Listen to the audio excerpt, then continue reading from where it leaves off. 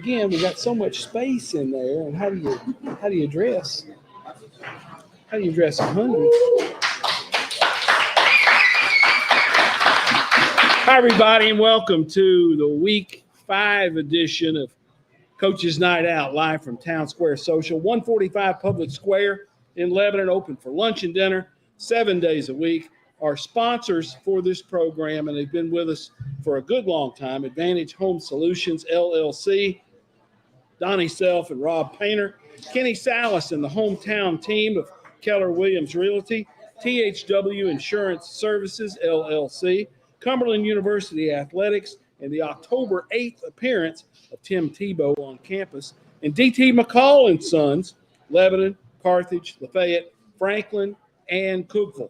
Want to run through just a couple of little notes here before we get started. Coach's Night Out airs live, and we're on Facebook Live right now, including several platforms, the Wilson Post, Main Street Preps, and Blue Devil Broadcasting. You can also follow me on Twitter at TBSports85. That's TBSports85, and you can pick up the show there. Here's our schedule this week.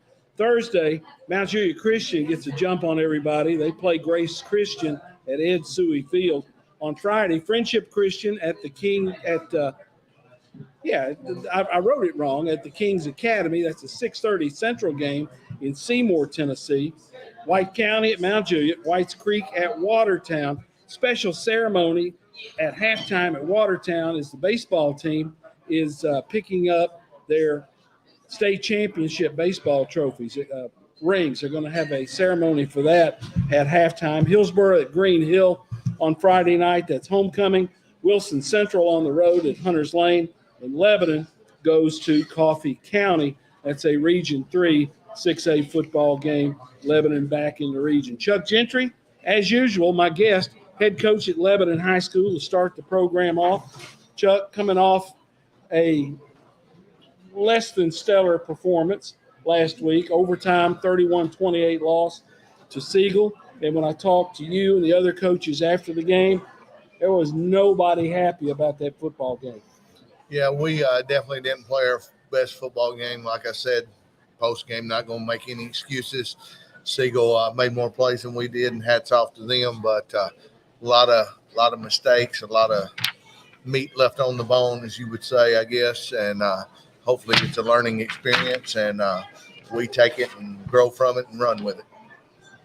Siegel's quarterback really gave Lebanon problems, and I think, just from what I saw, he's going to do that to a lot of folks, the way he could extend plays, make you have to cover longer on the back end, and avoid sacks up front.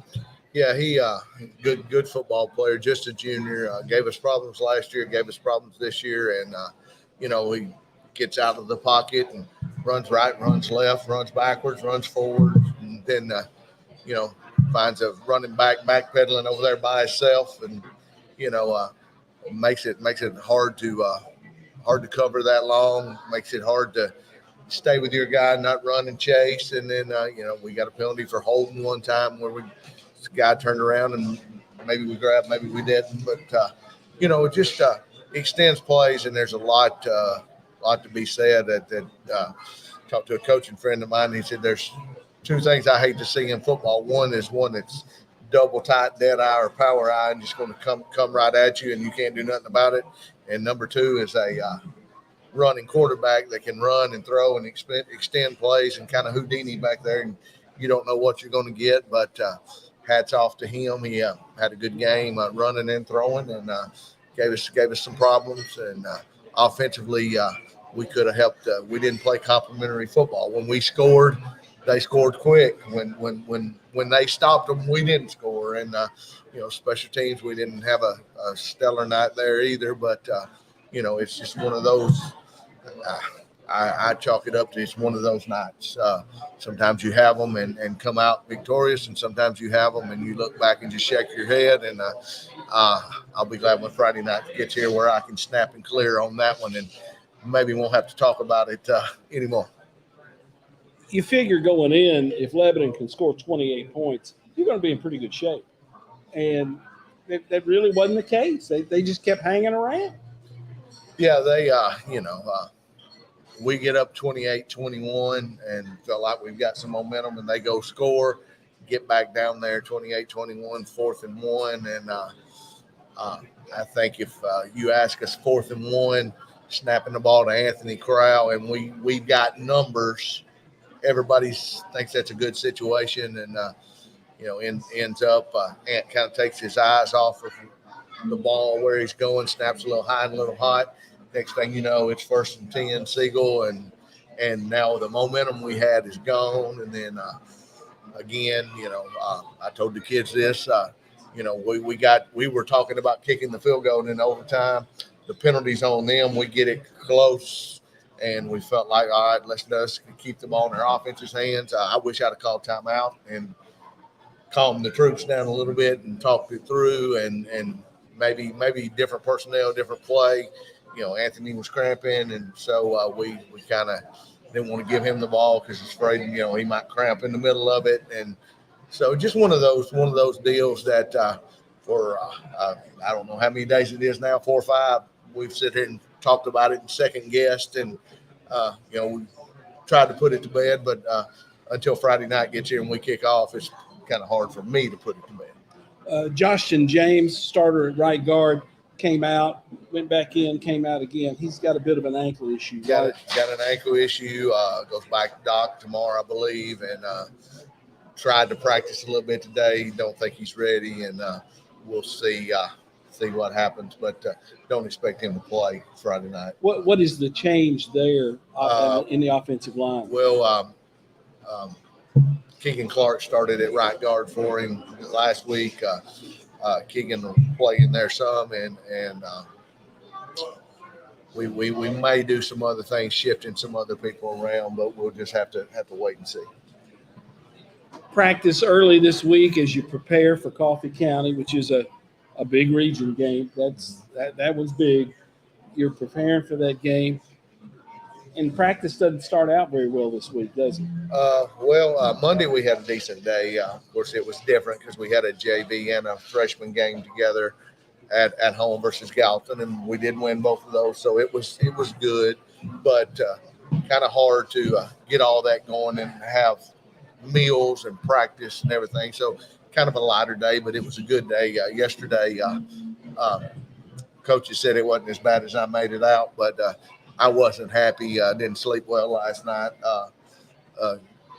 Just execution and what I think the mentality and the effort coming off a loss should have been. But then we came out today and had maybe the best practice of the year. So I guess that kind of offsets each other and makes it in the middle of the road.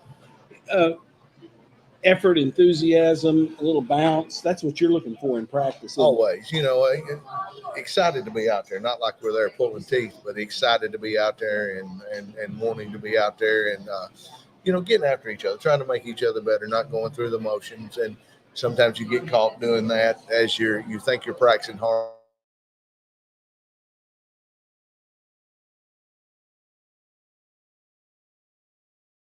And your buddy's like, I'll take it easy on you. You take it easy on it, and it's been one of those. It's been one of those deals. So hopefully, we'll mature as we're going, and won't have those days, and maybe the leaders will step up and get it out of them. And again, it's not everybody every play. It's just 1 or 2 or 3, and it just takes 1 or 2 or 3, and it just takes one play on Friday night to change the ball game. And to a 16-year-old, they think I'm fussing and griping and complaining all the time, and trying to let them know how important each snap is, and how a lot of times you play like you practice. What about Coffee County? Well, they are returning several starters on both sides of the ball. Very similar team to what we saw last year, who 28-14 game, I believe it was, with them last year. Also, same team that played Riverdale very tough in the first round, 21-7, I believe. Got most of the same players back. They're a spread football team. Number 22, Helton, I believe is his name, is the returning best running back in the region. They've got a sophomore quarterback who, being told, is a SEC baseball kid. who can he can snap it out of there quick, and he's athletic and run around. I got a really good tight end who's a college prospect, and number 10 and number 13, a wide receiver who is a tall athlete also. And they're spread most of the time, and uh, very similar offensively to what we saw last week. But I don't think this quarterback will run around as much. But however, kind of gives you bad dreams when you think about it. But not as I don't think he's as athletic and quick as the kid from Siegel. But then defensively, they are a 3-4, a 4-4, and a 30 stack team. So you never know what you're going to get, and they're coming from all different angles and stuff. So it's very important to be able to identify and communicate. And they're got a lot of people running the ball, and very, very important that we execute and do things correctly. Formation wise, Lebanon's offense, you hope you can get them in a position where you can do what you want to do based on how they line up with all your multiple sets. Right. Yeah. You always want to be able to, be able to do things that we're comfortable with. And, maybe last week we got away from that a little bit at times and tried to drive a square peg in a round hole. But we definitely want to be able to do things that we feel like we're good at and comfortable at, and the kids are comfortable executing. I spoke with Darren Reynolds, as I do just about every week, not as often as you do, but he was telling me about the team meal situation, and with the road trip to Manchester, Coffee County, there's an extra meal involved, and there was an extra meal this week for JV freshmen to play Monday against Gallatin, and there have been folks that have stepped up with some serious donations to help feed these guys. And let me run through these. Monday, freshmen and JV both played against Gallatin. Kelsey Everett with Aflac paid for a meal. Thursday, coming up tomorrow, Carlton Beal with Chick-fil-A will have the varsity meal. And then Friday, you will eat, and you'll get on the charter buses. You'll drive to Murfreesboro. You go to Park. go to that park. Thomas played baseball there a bunch. I've gone blank on what the name of it is. But we've got connections all over the place. Ramel McMurray, who is a Lebanon High graduate, is now a county commissioner in Rutherford County, and he secured the use of a pavilion there at that park. So you're going to take Chick-fil-A with you, eat there, kind of break the trip up a little bit, get back on the bus, go play the game, and then after the game, a local connection with our Zaxby's has hooked you up with the Zaxby's in Manchester, and you're going to have a meal after the game, because otherwise it'd be late before these cats could eat again. Mm-hmm. So hats off to everybody. Lisa O'Gwen with American Mortgage Services, Carlton Beal with Chick-fil-A, Kelsey Everett with providing the food, and Ramel McMurray for helping feed the Blue Devils. Yes, we're going. We like to eat. We fed the kids before the JV freshman game. We'll eat tomorrow. We'll eat Friday before in Murfreesboro. Then we'll eat after the game, and then we're taking charter buses for the first time. Kenny Salas, Launch Point Church, West Haven Baptist Church, Rocky Valley, and then there's a couple others have all propped in with Kenny Salas and Jonathan Richardson kind of leading that charge to get us charter buses for the first time since we've been here, and maybe it'll be a treat for those kids, something to remember, and maybe a night to remember. And we'll eat chicken on the way down and chicken on the way back, I believe. Well, winter chicken dinner, I believe, is how that goes. You guys, again, you can't play on an empty stomach. It's like the long game that you had with Cookeville. At some point, they got to eat. And these are 16, 17-year-old kids. And if you've had one in your house rummaging through your refrigerator, you know what that's like. Well, we got the chocolate milk and the pantry stock today, and it was like Christmas morning. They were trying to decide if they wanted chocolate milk and Scooby snacks, or chocolate milk and the go-go apple sauce, Yeah. or chocolate milk and peanut butter and crackers, or chocolate milk and Nutri-Grain bars. And had a couple say, "Coach, can I get two?" And so it's they like to eat, and it's a great feeling to know the community and the people are behind that helps us do that, and feeding these kids. And the kids do appreciate it. They may not be able to tell the people that are doing it thank you, but we will say thank you to everybody that helps us. Darren Reynolds for doing all that he does for us in our meals, and Family Medical, and Shop Springs Creamery for the chocolate milk, and just all the things. This feels like it's grown over 6 years, but it's greatly appreciated and greatly needed. Well, Family Medical Associates and Pediatrics provides the funding so Shop Springs Creamery and the Turners can provide the official chocolate milk of Blue Devil football. And then we've got folks who, with our book project, Character Time, that the freshmen have and the varsity team has, Partlow Funeral Chapel, John Greer Jr., State Farm, and Sellers Funeral Home help make that possible with buying books for these guys. And Darren Reynolds kind of leads that study every week. Yeah, we take time out of the weight room, and Coach Fry spreads those guys out, and they read a chapter a week, and then Darren challenges them, and we talk about the hero code and what it means to be a hero, and talk about sacrifice and selflessness and all that stuff that's each chapter of the book.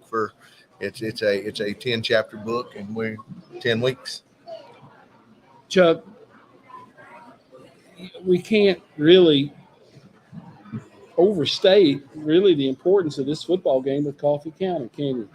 No, depending on which angle you look at it, I'll look at it as a coach perspective, but I'll tell you, my brother-in-law will look at it as a fan perspective. Probably the two best teams in the region at the time right now going at it. Doesn't mean it's the region championship game, but it will put whoever wins this football game in the driver's seat for the first spot in the region. And so it makes it a big game. For us, it's the next game. It's 1-0. It's a region game. Makes it double important. So and a chance to bounce back from a less than stellar performance. Well, when you get knocked down, everybody wants to see what you can do, and I feel like we've been knocked down, maybe even backed in a corner a little bit, and I'm hoping that they will respond the way that I think they will respond, and come out Friday night and have a little extra bounce in their step. Chuck, thank you, my friend. Always good to talk to you. You can listen to the game on WANT 98.9 FM and at online at WANTFM.com. It won't be the internet broadcast because we won't have internet in the press box, but you can tune in. Best of luck to you, and I know Joe will talk to you in the post game. Or they can just have a road trip and come to Coffee County and support the Blue Devils. We need all the help we can get, and I'm sure they'll have a big home crowd. So, it's just right down the road. It's interstate, so 840-24 right off the interstate. Yeah, you can stop at Zaxby's and get you some chicken on the way, and come and have a fun night. Thanks, Chuck. Chuck Gentry, head coach of the Blue Devils, with us. We'll be back with more on Coach's Night Out live from Town Square Social after these words.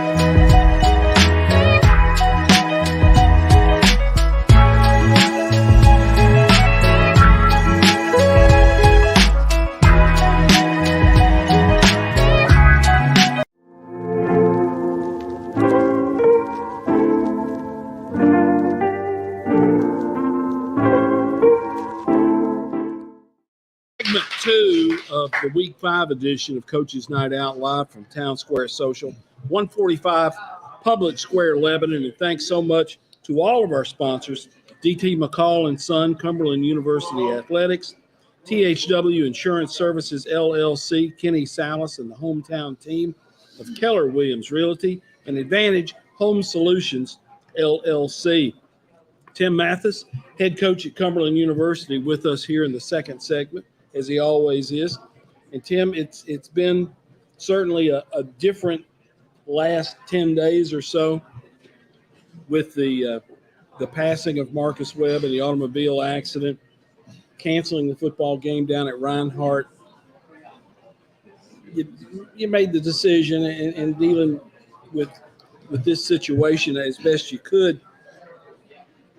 I guess the practice field became kind of a sanctuary for some of these guys and coaches as well. Yeah, it was. And I think the biggest thing and we just treat it like a bye week, but the biggest thing was, it gives you, I just tried to harp on them, this is 2 hours. Just take your mind off of everything. Just do football for 2 hours and just concentrate on that. And part of it kind of helped. And we have this week as much as we can, just kind of get back into a normal type of routine. That's the biggest thing to do, is try to get them back in their normal routine, to get their minds off, of the events that happen. You can't totally get their minds off of it, but for a couple of hours every day, you get their minds off of it. How have those practice sessions last week morphed into this week? How have practices been? Actually, they've been pretty good. We actually had a great practice this afternoon, actually. So it's been really well. They've handled it real well, and we've done really well, and we've had a fantastic week of practice. So, just looking forward to getting them back on the field and try to continue our momentum. 2-0, had the canceled game, the no contest. You go to Pikeville coming up on Saturday, and that's an overnight deal, leave on Friday. Let's talk about logistically. Well, let's talk about this first, because Thursday is the funeral service in Covington for Marcus Webb, and there's a couple of van loads of Cumberland folks headed to West Tennessee. So what about practice on Thursday? We won't practice tomorrow, and we've done that accordingly. We practice where we normally have Monday off. We practice Monday, so we practice Monday, Tuesday, Wednesday. Okay. We won't practice tomorrow, and just give the guys the day off to handle their schoolwork. The ones that aren't going with us, the ones that we're making a trip over to Covington, that's a nice little haul. So basically, we'll be on the road all day Thursday. Yeah. Have them do that, and then get back, have our walkthrough Friday mid-morning, eat lunch, and go. So, for us that they're, I guess, going to that trip, we're going to be on the road for a while. Leave after lunch in the cafeteria, get on the buses, go to Pikeville. There's one big hotel in Pikeville. I guess that's the headquarters. Well, we're not even staying. We're not staying in Pikeville. We couldn't stay there, so we're kind of staying a little further off. So that I don't mind it so much, because I kind of like a bus ride that's around an hour and a half, 2 hours anyway, because it kind of gets their mind focused. And our guys don't really cut up much, but it just gets their mind focused for a couple of hours. And there's, obviously, where they're at. They're sitting down, relaxing, and riding. So we're staying a couple hours away, and we'll eat our pregame meal. That's Saturday mid-morning, because it's a late kickoff. It's 3 o'clock Eastern time. Their time, it's when they want to play, and which it kind of helps on those long trips and not having to get them up so early to eat and go to the game. So they'll get to sleep in a little bit longer, but I told them today, you got to treat it. So none of y'all are working yet, but you got to treat it like a business trip. This is, we're going there for a purpose. We want to be 1-0 this week. So, we got to handle it and be mature about the way we handle it. what are you going to see out of Pikeville? I know they scored up boatload of points last week, and they threw it. And he's, Coach Phipps, really good friend of mine, known him forever. He's an air raid guy, so he's in that mummy tree of air raid. Worked with him, worked with Mummy before, but so they're going to do that quick throw, screens, get the ball out quick, but they do like to throw it a whole bunch. His best case scenario, he's going to throw it 50 or 60 times. That's what he wants to do. So they're going to spread us out. They will run it some, try to spread us out and run it a little bit, but he wants to throw it. And then defensively, of course, obviously know who the defensive coordinator is, Chris Elliott, who was here when I first got here, but he runs a 3-4 on defense, and they hadn't changed anything they did since I've known them. So you know what they're going to do as far as that. You just hope your game plan is right for what they're going to do. But you got a real good feeling of what they're going to do. It's just different. They've only played one game because they chose to have their first 2 weeks off so they could start school later. And at times watching the film, they look like a team that just was in their first game. There was, Kentucky Christian scored a lot of points on them and was leading for a good part of the game. Pikeville did put up a whole bunch of points on them, but it was real sloppy. It could have been a whole lot better, but sometimes that happens in your first game. So, you got to look at them. All coaches hope that your biggest improvements from the first game to the second game. So, you got to think that they're going to be better in their preparation and what they've done. But hopefully us being on our third game, that we're even, further along in that preparation. They played 3 quarterbacks in that game, and one guy wound up having incredible numbers. But again, they played 3 of them. Right, and that's the thing. It's not necessarily, to me, such a big deal because all 3 of them did the exact same. They're going to run the exact same offense with him, and it's probably for that very reason. Okay, we got the game under control. Let's get some of these guys reps in case we need them further down the road. So he's probably smart in doing that when he can, just to get some guys some reps. Do they have a tight end in their offense? Are they all spread? Or they do have a tight end. They had a really good one. When I say really good one, he wasn't very fast, but he had a real big tight end guy.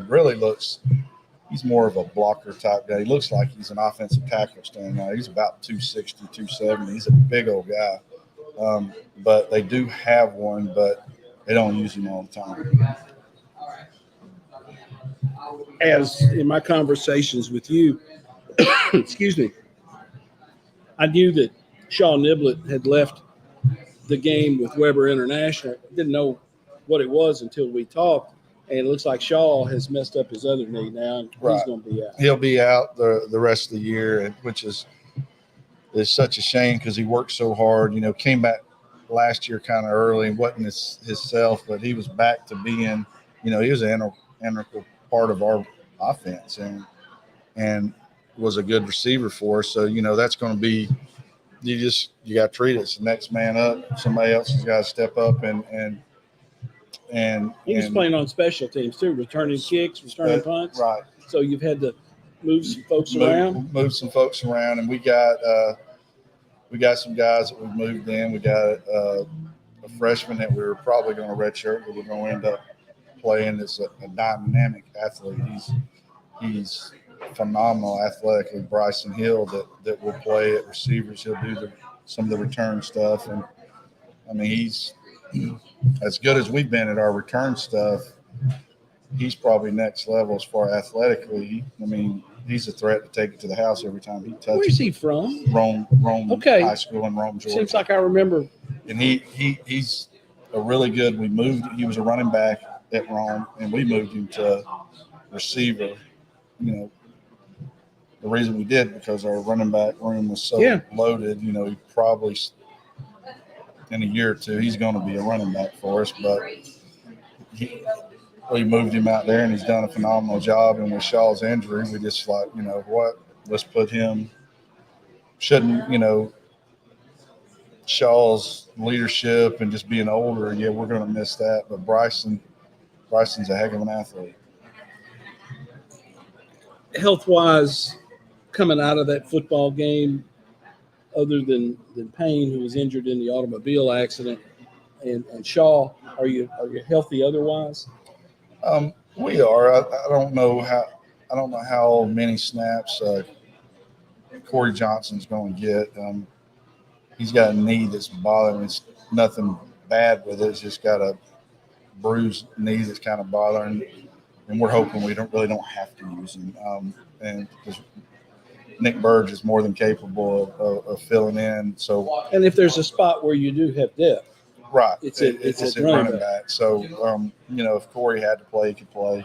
I don't know if we will play him or not. That's going to be more game time. But he's somebody that might not go in. But defensively, other than two, Brandon and then Jeremiah Matthews, who had just come back for his first game against Weber that's in the accident, other than replacing them two, which we're not really playing anybody else, just the backups are going to step up and play more.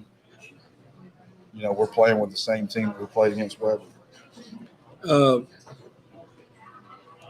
Long trip, sometimes getting away from home is a good thing. Yeah. You kind of get your focus. You've got their attention. Right. They're captured. And we do. They're captured. And you can kind of control their routine. That's the other thing about that, of getting them in that football routine or whatever. When you're away, you have more control over.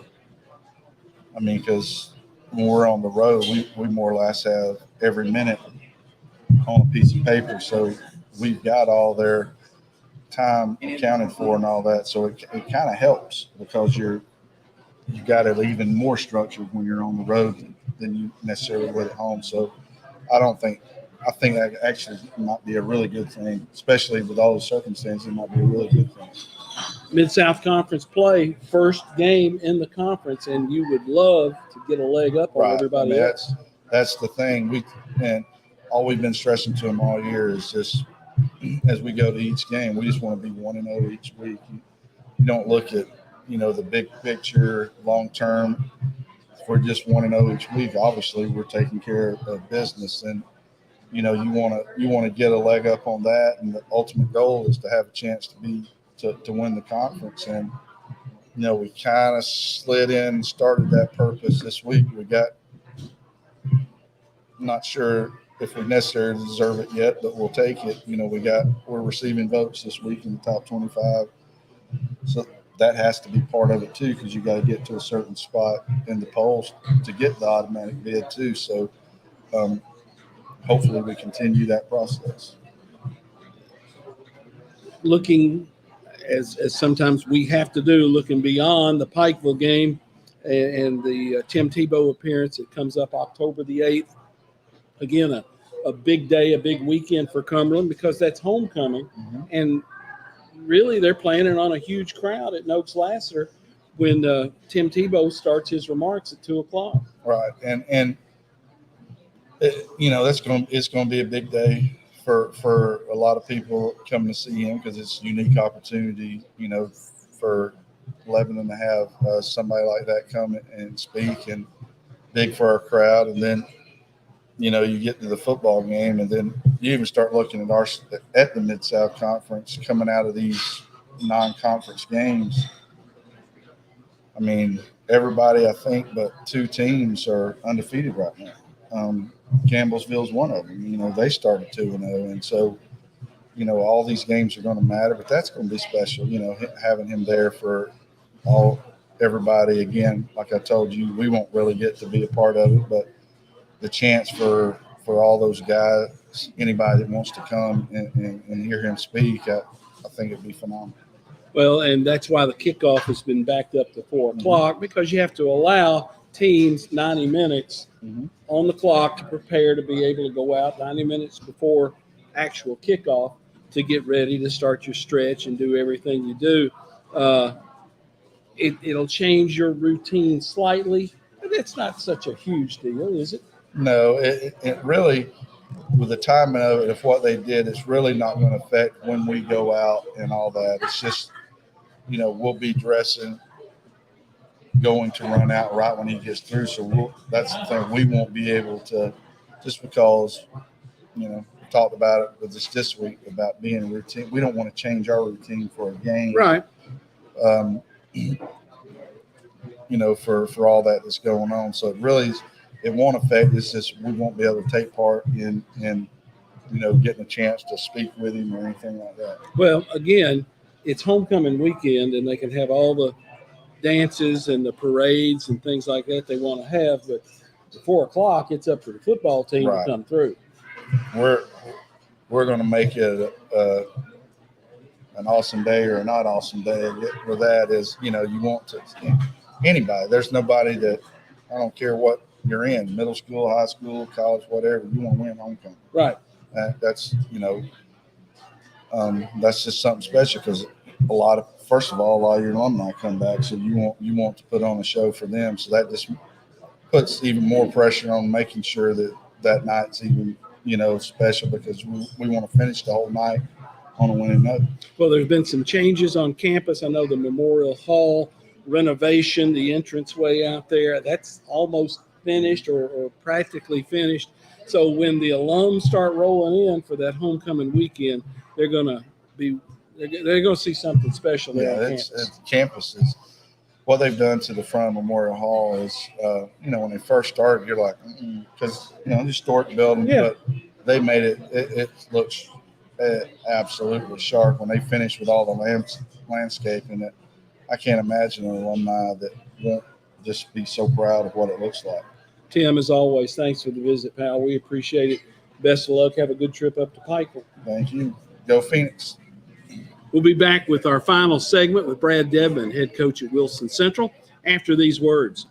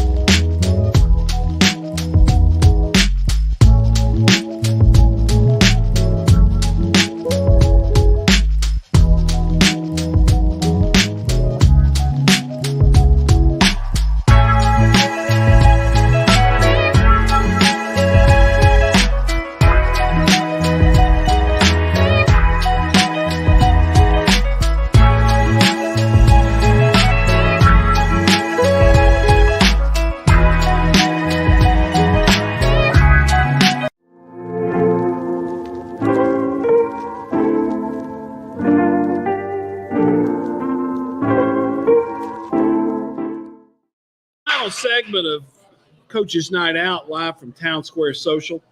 Brad Debman, head coach at Wilson Central, with me in the third segment.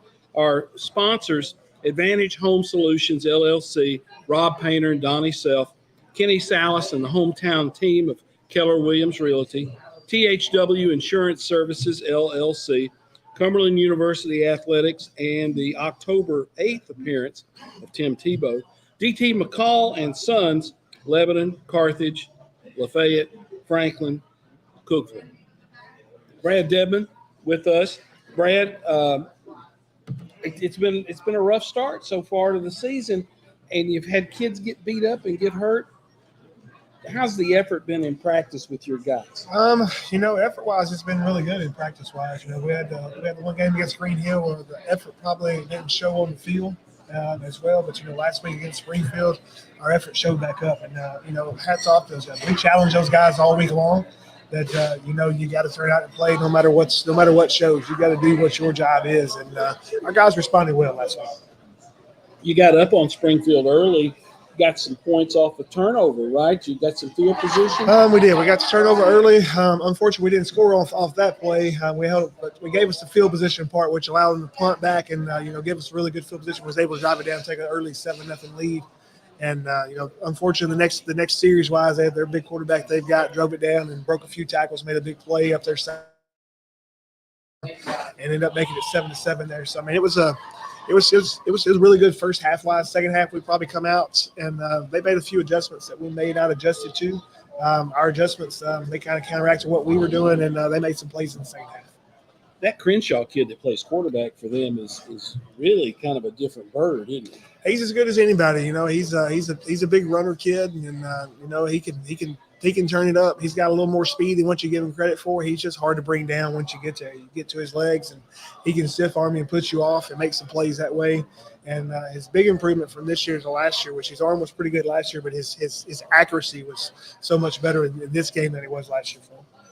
And they come out with the intention of running their quarterback, right? I mean, that's a big part of what they do. Absolutely. They're a single wing type team, and he's a huge part of their offense, and he makes everything go as far as everything goes. And they've got some big linemen up front they lean on as well, and they do a really good job with the offense that they run, and they just keep pounding. They're going to try to pound you to death and until it breaks, and unfortunately for us, it broke on us.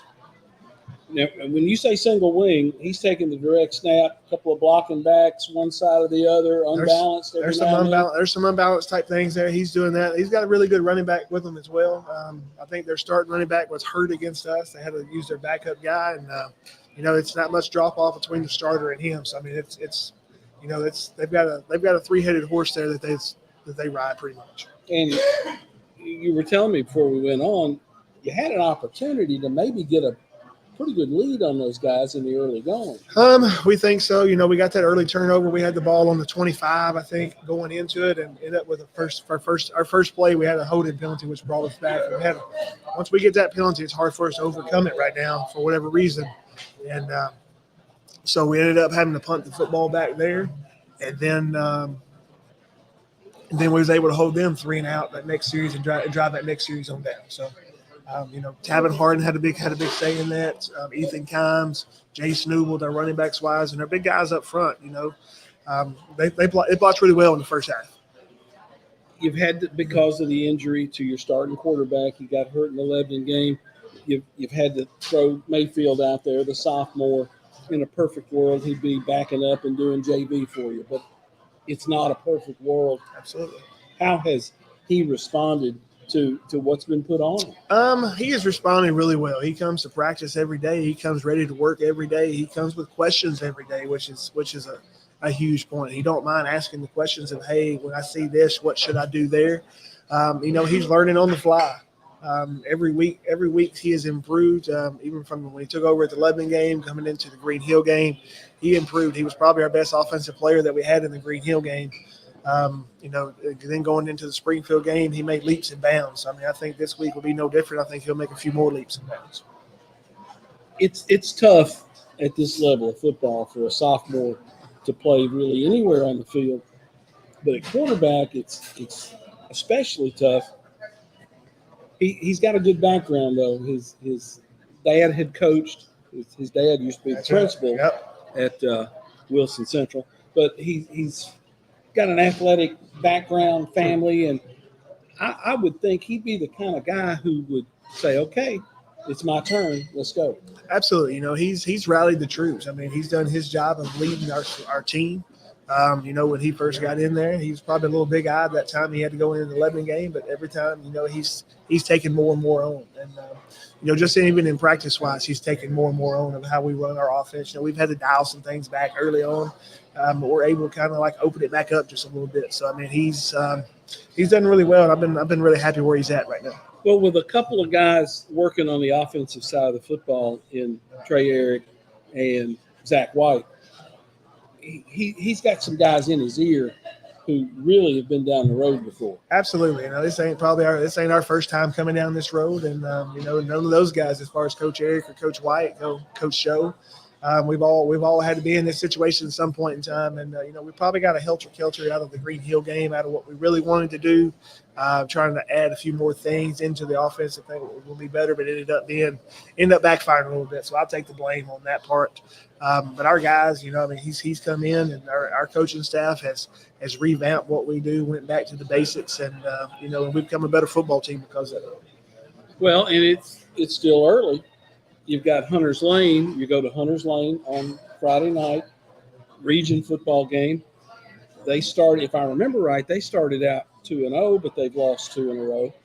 You feel like if you play well, you're gonna have a real shot at those guys. We think so. Hunter's Lane, they're a really good football team. They're not the Hunter's Lane of old, as you would say. They don't when you watch their film and everything, you don't see them really lay down like in years past. They play the full 4 quarters, and they expect, every time they wake the field, they expect to win. I know last week against Davidson Academy, I happened to be we played on Thursday night last week, and I had to had a chance to go watch them live Friday night. And, there was no lay down in anything what they did. They went out, they expected to win, and unfortunately for them, they didn't come out with a win last week. But, as far as what Hunter's Lane does, it all revolves around their quarterback. He's a special guy. He don't mind tucking one and trying to just run it out when somebody shows. So, we're going to have our hands full.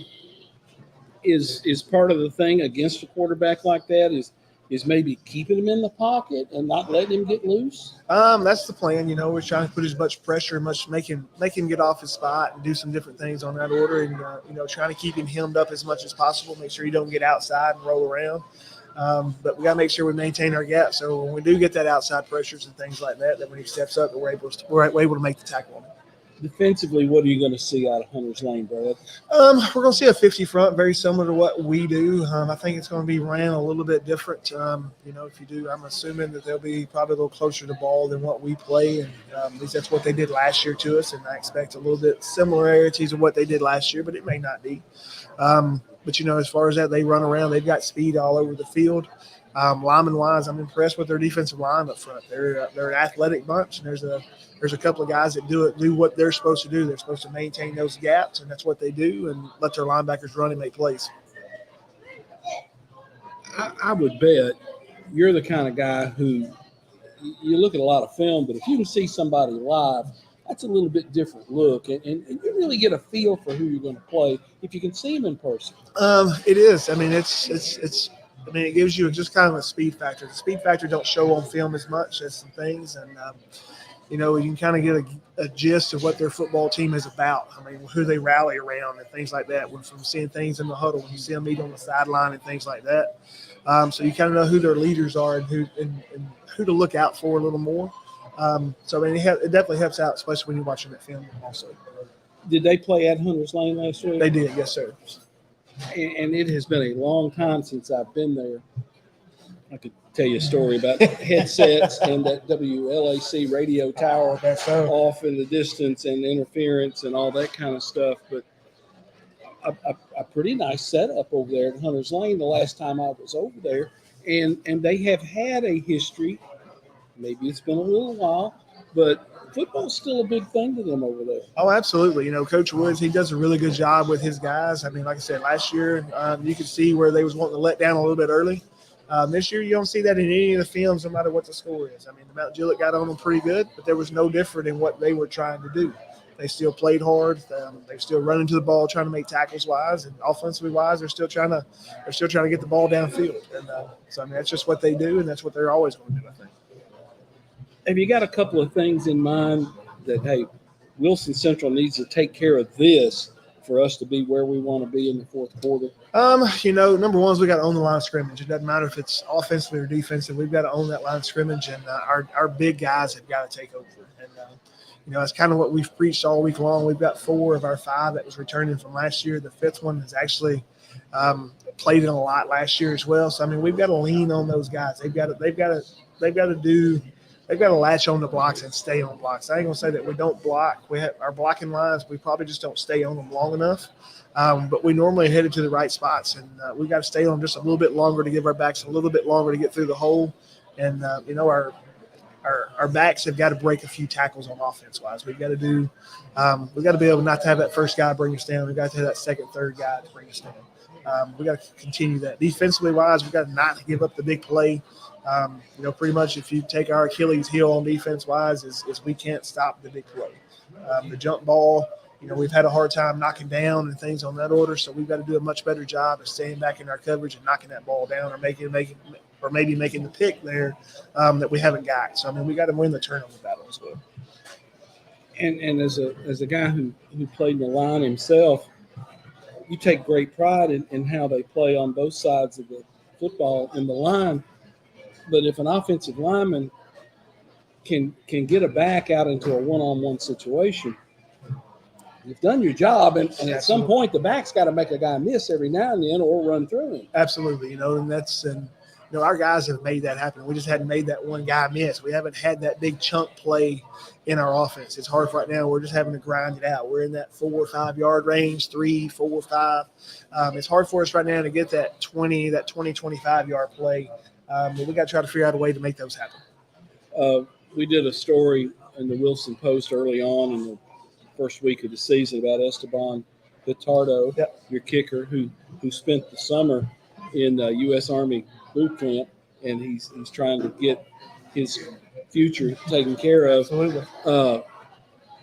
How has he been being back with the team? Of course, now it's 4 weeks in, but back with the team, and he's been really a constant for you for the last couple of 3 years. Absolutely. He's a different guy as far as his leadership. You wouldn't think your kicker being the leader of your team, but he's one of the leaders of our team. He really is, and he has that confidence in what he does.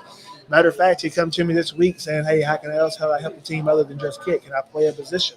So I mean, he's a guy that wants to contribute and be that type leader guy. And that's pretty serious, right there. Absolutely. So, you don't hear kickers doing that. Oh, I know. He's so I mean, he wants a little bit bigger part in what we're doing, and we'll give him an opportunity next week a little bit with that. Through your time at Central, you've had some really good kicker punter combinations, and he's right up there with him, isn't he? He ranks right up there with him. I mean, he's in that, the Jackson Reddicks and people like that. I mean, they're all really good, and he's just right there with them. And we've been blessed with kickers at Wilson Central. Hopefully, we can continue that as well. Brad, best of luck when you guys go to Nashville to play Hunters Lane. Now, let me talk logistically. What's going to be involved with the travel? Getting buses, getting away from Gladeville, how you need to, that sort of thing. As far as the travel part goes, myself and Coach Eric, we still drive buses, so we'll be able to take school buses. They have extra school buses and things like that. So we'll still get out. Drivers where a lot of the issue is. The drivers is where it's at as far as that part goes. You got to wait for somebody to get done with their route before you're able to get one. Luckily, we've got 3 guys on our staff: myself, Coach Eric, Coach Bevis. We all drive buses, so we can kind of divvy that up. So that takes a little bit of the stress off that. But we'll get out of school. We'll get our kids out at 3:00. Come Friday, go and try to eat a pregame meal at 3:15 and try our best and try to be out. Hopefully around 4:00. Depends on what traffic is. I need to probably revise that. 4:00 is probably when everybody's trying to get out, since we don't got school till 3:45. So we'll probably try to get out a little bit before 3:45. Getting out of your place could sometimes be tough. That's the hardest part, definitely.